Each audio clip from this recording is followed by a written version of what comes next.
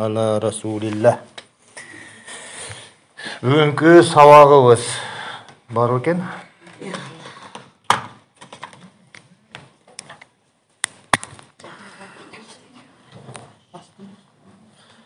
Бүгінгі сабағымыз екі бөліктен тұрады.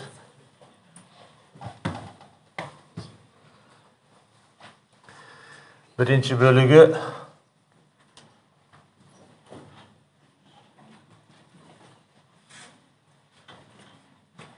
деп аталады.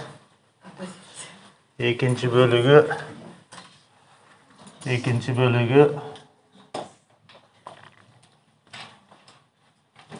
Аллах doğuş менен сөйлейбі деп аталады.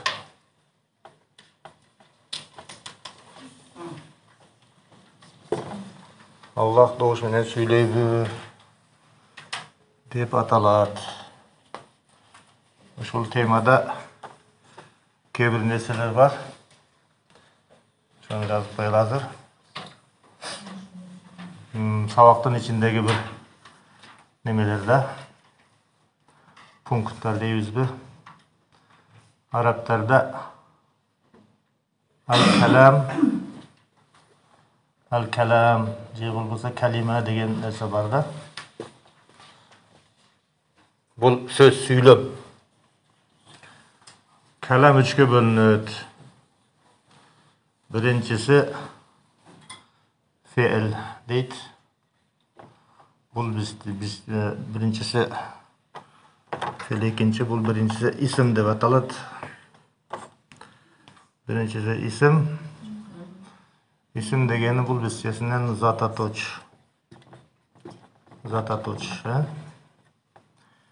Екіншісі fe'l. Fe'l дегені бұл не? Etiş дегені. Yetiş degeni. Üçüncüsü isim fiil harf deydi. Harf degeni bu ne? Bu tamga. Bu gerek болады öz orunda. Anan бұл жағында сөйлеу деген сөз. Je болмаса сөйлеу қандай болады? Сөйлеу деген сөз қырғызшада сөйледі деп айта береміз. Бирок арабтар бірінші хамаса деген сөз бар. Хамаса дегені бұл шыбырап сөйледі деген да. Шыбырады. Екінші қала дейді. Арабтар қала дейді. Бұл дегені сөйледі дегені. Қадимкідейлер сөйледі. Üçüncü nada deydi. Nada degeni бұл biik doğuş менен сөйледі degeni. Biik doğuş менен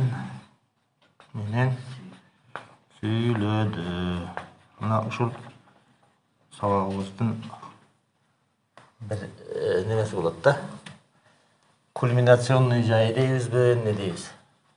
Мына позиция деген сабагыбыздан баштайлы. Дүйнөдө эмес, Кыргызстанда дүң болуп атат да. Шамшидин Абдыкалыгулу мадхали болуп кетти депчи.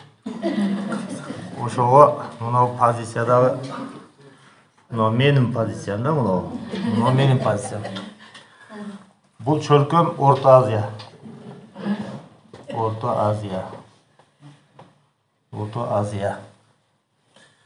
Бул киши 1990-жылдарда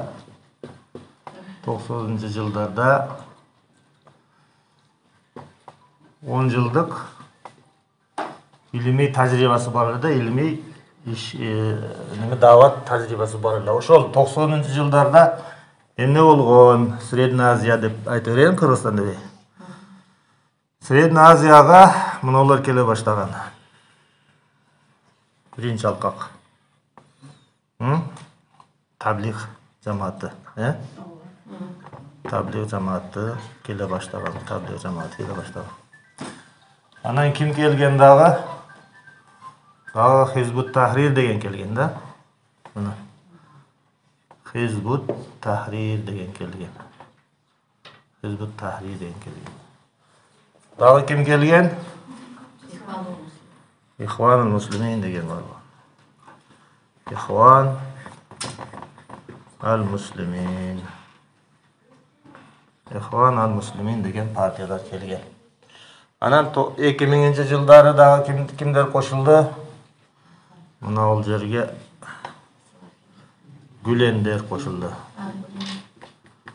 Гүленчилер кошулду. Анан бул жакта Нуржулар деген да болгон да. Нуржулар.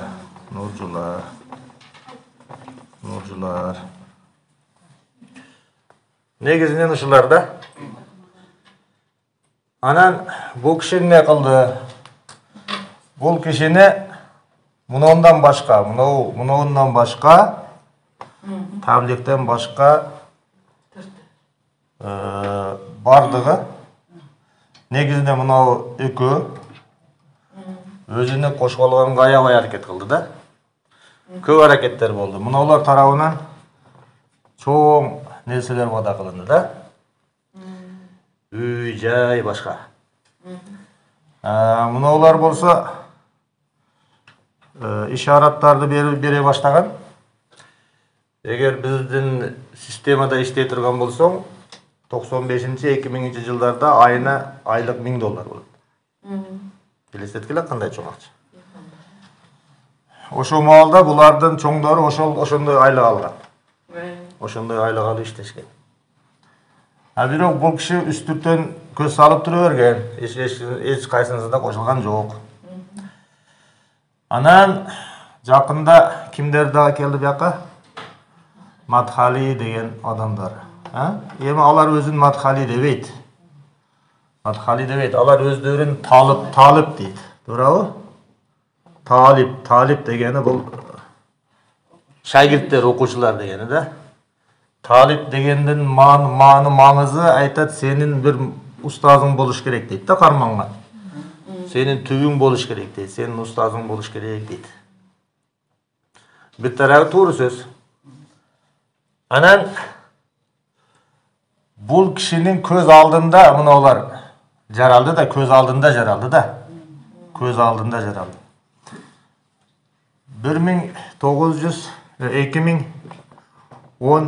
2013 жылдан баштап анан бул киши мынауларды секта деп айта баштады. Исламдагы секта деп айта баштады. Үчөө. Муну. Төртөөнү. Исламдагы секта деп айта баштады. Анан 2016 жылда ушулардын секта экенин факттар менен, тарыхый факттар менен, сүрөттөрү менен далилдеп китеп чыгарып койду. Бирок ал китеп басылган жок, интернетке тарады. Интернетке тарагандан кийин мынау бул аралашкан жок, мынау үчөө. Мынау үчөө катуу аракет кылып туруп бул кишини эмне кылды? Задачатка кылышты да. Анан сот болду, башка болду, дооматтар төгүлдү, бул киши чыкты. Анан эмне кылыш керек? Бул киши таблих эмес болсо, Хизбут Тахрир эмес болсо, Ихван эмес болсо, радикал экстремист деп жарлык табышты, андай эмес экен. Кайра анын китептери, сөздөрү радикализм, экстремизмге каршы багытталган экен. Эми кандай каралайбыз? Анан мынаулар анан не кылды? Буга чаптады да. Ушундай бул киши деди. Себеби дегенде коомдо булар жөнүндө жаман сөздөр бар. Бирок биздин коомубуз ачык да. Биздин коомубуз ачык, интернетте бардык немелер, бардык маалыматтарды тапсаңар болот. Ким кааласа, булардын тарыхына караш керек да. Тарыхына караш керек. Кандай жаралды, максат эмне? Бирок булардын тарыхый максаттары жөнүндө иншалла биз китеп кылганбыз. Бирок жарыкка чыга элек, ошондон билип аласыңар. Эми булар жөнүндө, Мадхали деп аталып аткан балдар жөнүндө. Булар Раби Мадхали деген bir алымдан сабак алышкан. Ал алым жөнүндө өзүңөр көрүп алгыла.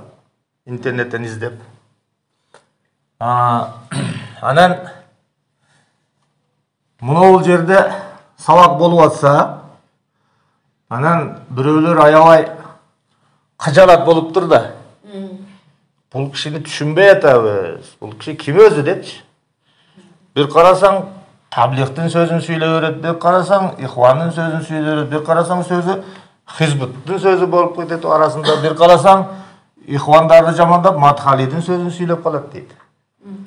Бул киши ким өзү деп, анан муниярдеги бир аты жөнү белгисиз бир бала бар экен, Ибн Акил деген.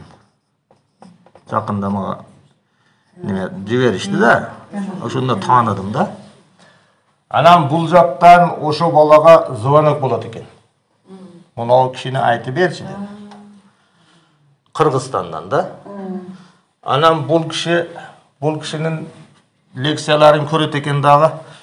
Жок, мен 200% ишендим, бул киши Мадхали экен деп ролик чыгарат экен да. Эми бул баланы мен тааныбаймын, билбеймин, анан каякта окуган, устазы ким, аны эч ким билбейт. Аты, жыты, түбү белгисиз бир бала. Бирок урду сокту муналардын бардыгын жайлап неме кыла берет да. Ролик даярдай берет да. Өзүнүн дагы позициясы белгисиз.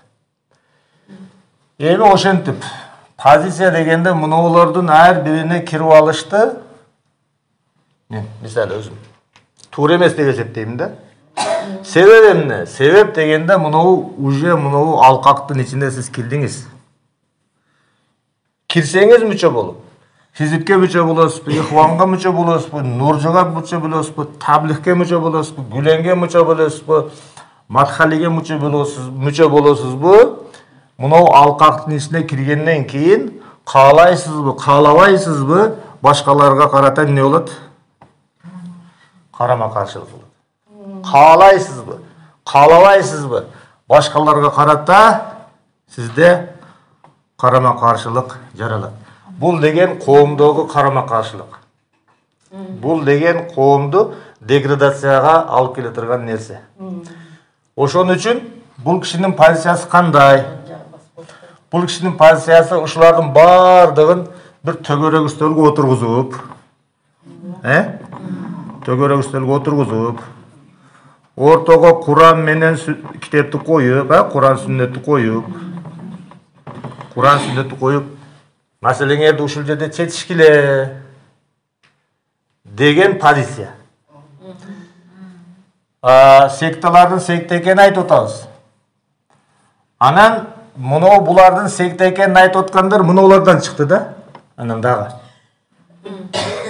Буларды мен айткан сөз, булар менен булардын айткан сөзү окшош болуп калды. Илгери илимдин тарыхында айтат го, Эйнштейн bir дүйнөнүн bir чекесине туруп bir ачылышты жасаган, дүйнөнүн башка bir чекесинде bir алым bir ачылыш жасаган, экөө бири-биринен кабарсыз туруп bir нерсени айтып койгон депчи. Мен 2016-жылы мынаулар жөнүндө китеп жазганмын.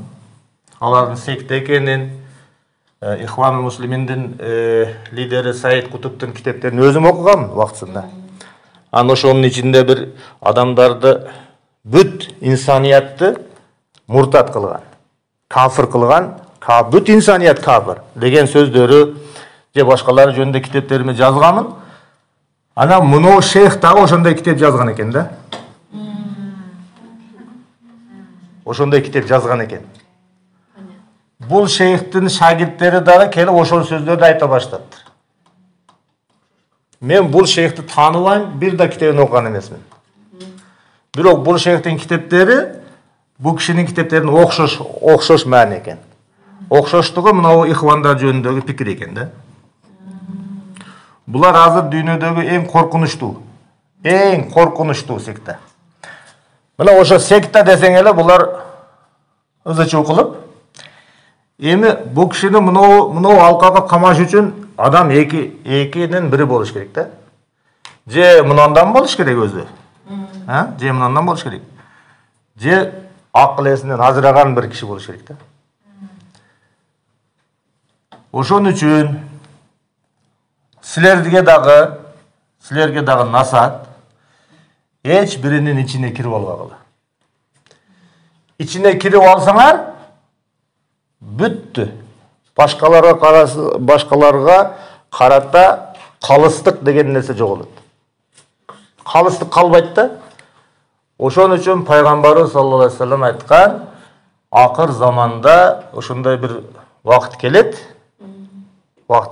адамдар жамаатташы фитна көбөйөт. Ошол маалда эмне кылайын дегенде, сен ачкачылыктан тамырды чайнап калсаң дагы, дарактын тамырын жеп калсаң дагы, булардын эч бирине кошулба деген.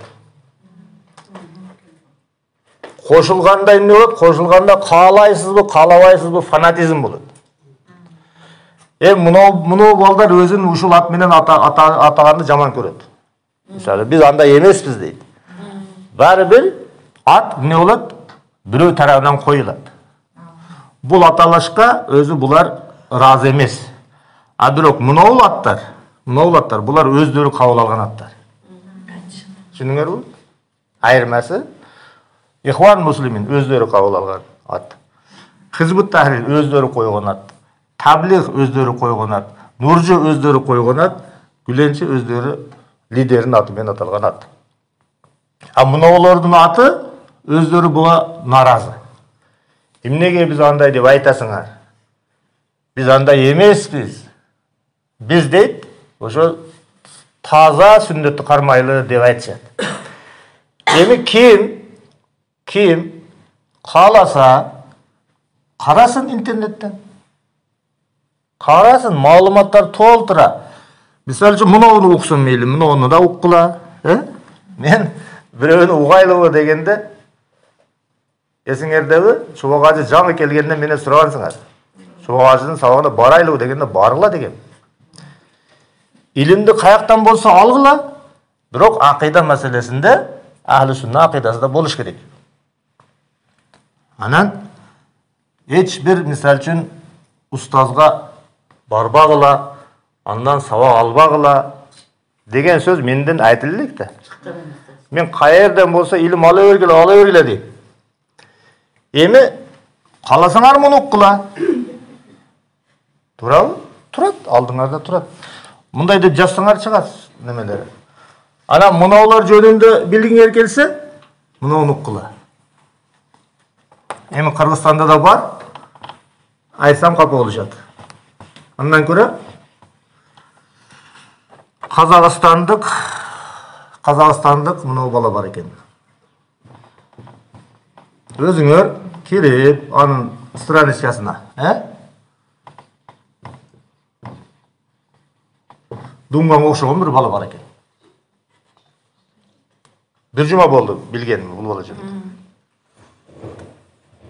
Мединадагы Ислам университетинин магистратурасын окуп атабы же бүтүргөнбү, ошондой бала экен. Эми өзүңөр көрүп туруп өзүңөр баа бересиңер. Ана муну көргүлө, экөөнү салыштыргыла да. Мен мисалы үчүн илимдин кадырын билген адам катары айтам да, булар илимдүү балдар депчи. Мейли бир жерде адашканы бар. Бирөөдөн барба дейт, сабак алба дейт, бул туура эмес. Кээ бирөөлөрдүн каккан жерлеринде болду, андай эмес. Ал адамдар, силер барба деген адамдар канча эмгек кылды.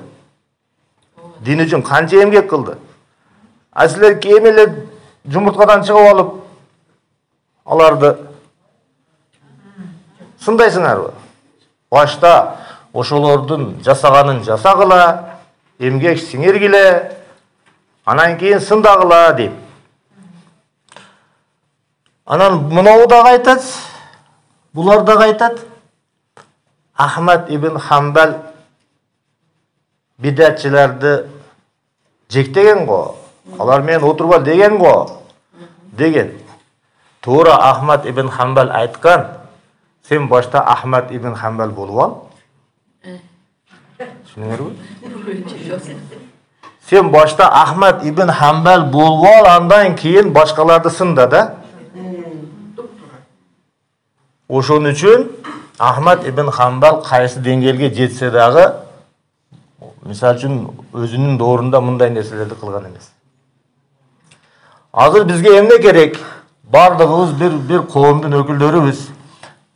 Каалайсыңбы, каалабайсыңбы, ажыралуу бар. Эми ушунун бардыгын мен айтам, келгиле бир чогуу жерге отургула дагы алдыңарга Куран сүннөттү коюп чечип алгыла дейм.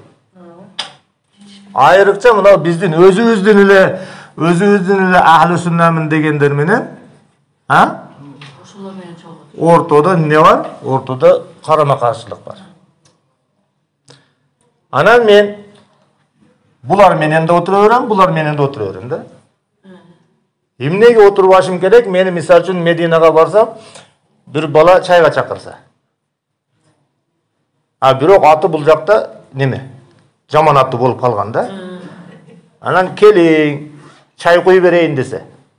Анан отуруп чай ичип калсаң, бирок ал бала мени бир нерсеге тартып жибергидей эч кимде немеси жок өзүчү. Кудрет жок, бир жака тартып, ынандырып киргизип бергидей.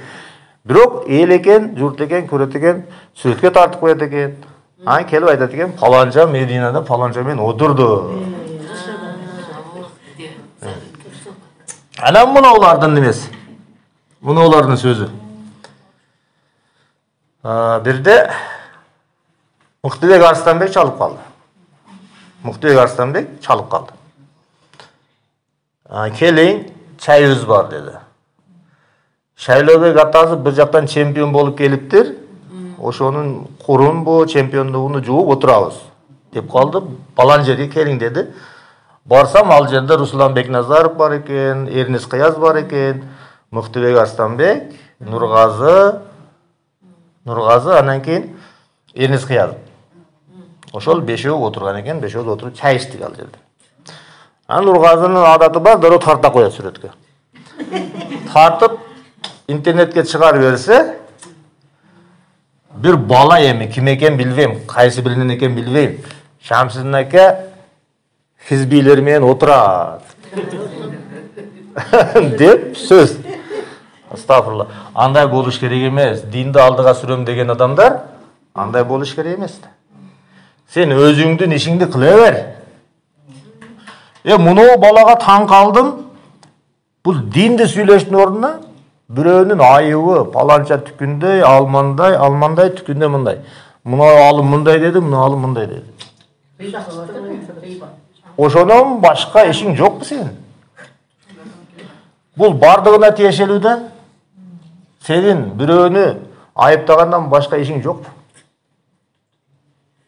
Динди жылдыра бер, тафсир айт, сүннет айт, тарых айт, окут, колуңан келбесе Куран жаттат бирөөгө. Анан бирөөнүн айыбы менен эмне кыласың чукулаш дегендей маселе да. Өзүбүздүн досторубуз дагы Шамсин ака мындай болуп кетти деп таркатып жүрүшөт. Же өзүмө келбейби? Сен эмне андай болуп кеттиң деп. Ана мен түшүндүрүп бербейминби? Менин максатым мына ушулардын баардыгын бир үстөлгө иннамал муъминуна ихва деген да. Куранда имандуулар агайын деп атпайбы? Бардык мусулмансың деп атпайбы? Анан туура пикир келишпестик бар. Бирок мына жерге чогулуп туруп чечсе болот да. Ушул позицияны айтып, мен жаман көрүнүп атам бардыгына. Булар конченый болуп калган, булар бүтүп калган. Биринчиден ахли суннаны бириктиришиңиз керек. Булар адам эмес. Ошол жерде бирикпей атасыңар. Жок, ошол жерде айтып атпайм. Мен муналар менен отурсам, булар айтып атат, ихван деп.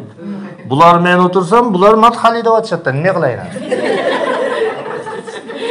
Dilermen otursan sıyıkan da da. Ya. Dilermen otursan sıyıkan da da. Ha, men bular men otursam men ihvan болот экенмин. А bular men oturup çaysam Madhali болот экенмин да. Эми ошол. Муну ачык айтып коюп болсо, ырбай берет экен да. Мен мисалы үчүн эч кимге ушул малга чейин мени сөккөндөр болду, башкалар болду. Кичине балдар сөгөт мени. Унчукпай кое берем да. Эмне кыласың ага жооп берип? Бирок мунага жооп бербесе, күндөн күнгө өзүбүздүкүлөр бири-бирибизди башкача карап, башкача карап калдык да. Мусулман болойлу. Мусулман болойлу. Бирок мына алкактардын эч бирине кирип албайт. Ahli sünnet bolgular. Бирок бардыгы мен ahli sünnetмин дейт. Ahli sünnet болойлу. Бирок мына алкактардын эч бирине кирип албайлы деген. Анан муфтият жөнүндүчү. Муфтият эмне ошону кылбайт? Муфтият мынау табликтен, Хизбут Тахрир жок, табликтен, Ихвандан, Гүленден, Нуржудан турган шакарат. Бир идеологиясы жок. Шакарат. Муфтияттын ичинде таблиг да бар, Ихван дагы бар, Гүлен дагы бар. Бири-бири менен пост талашат, биринин адамын бири муфти кылат, бири муфти болуп алгандан кийин буну сүрөт, мечит талашат. Ушул 3 сектанын адамдардан куралган шакарат. Эми чубак ажынын бир касиетин, бир фазилетин айтып коёй да. Эми ал киши дагы инсан болгон, бирок жакшы жери мага айткан. Шамсин ака, Кыргызстандагы мунуларды бир столго чогултуң деген. Ошого аракет кыл. Мен өзүмдөн келген бул эмечи, бул сунуш. Себеби ал киши биздин ошол реформасы дагы, башкасы дагы биз менен чогуу отуруп жүрүп, ошону ишке ашырганга аракет кылды да, кайсыдыр деңгээлде жетишти. Анан мен айтканмын, Кыргызстандагы муну бөлүнүүчүлүктү чек коюш керек дегенимде, сиз деди сураныч ушулардын бардыгын бир тегерек стол кылың деди. Кылың. Анан булар мени бардыгы немистей жаман көрүп атса, мен аларды кантип чогултам? Анан муфти тарабынан колдоо болгон жок. Ошол айтылынды. Анан калыстык үчүн айтып коеюн да, ушул киши ушундай деген мага. Ушуларды бир үстөлгө чогултуң. Себеби сиз эч биринде эмессиз деп айткан. Ал эмнеден келип чыккан? Мунулар аябай күчтүү да Кыргызстанда. Мечиттерди курушат, меценатты кылышат, фаптарды курушат. Анан мунулардын лидери бир маселе менен чубак ажыга кириптир. Мен дагы бир маселе менен кирип калдым. Ошондо бул киши өзү жок. Анан бул киши айтты, мен паланчадан деди, мына мечитти бүтүрүп бер деп айтсам деди. Ал айтты, ооба мен мечит куруп берем, ал мечитке мына кишинин буту тийбесин. Ал мечитке кирбесин, мен курган мечитке. Деген талапты койду деди. Эсиңерде биз Каси мечитинде де сабак кылат дек да. Анан паланчы Каси мечитинде сабак кылып атыптыр десе, булар курган мечит. Анан айтыптыр, биз курган мечитке бул кишинин буту жолобосун деп муфтийге эмне кылып атат? Шарт коюп атат. Анан ошол жерден сөз колуп кеттиби? Ошондо мындай сөз айтылынды. Ушулардын бардыгын бир столго чогултуңуз деп өтүнүш кылды. Бирок инсанчылык өзү дагы кээде мен атым айтпаса да затымы эме кылып жүрдү. Ошон үчүн качан биз Кыргызстанда тынчылык болот, ушулардын бардыгы чогулуп мейли жүрө берсин, бирок чогулуп туруп, бир столго чогулуп туруп, бир максатта кетиш керек да. Эми максат акыйдада бир максат болбойт, эми акыйдасы бөлөк-бөлөк болгондон кийин мамлекетибиз бир го. Общество бир го, коом бир го. Кегиле коомду бири-бириге каршы кылбайлы, бөлүп жарбайлы. деп болса дагы мына жерге отуруш керек да. Эң негизинде мына экөө отуруш керек. Ушул экөөнү отургузайын десем, мунусу мындан дейт, мунусу мындан дейт да. Ошол эми бул кишинин позициясы жөнүндөгү немебиз түгөндө сабагыбыз. Экинчи сабакка өтөбүз.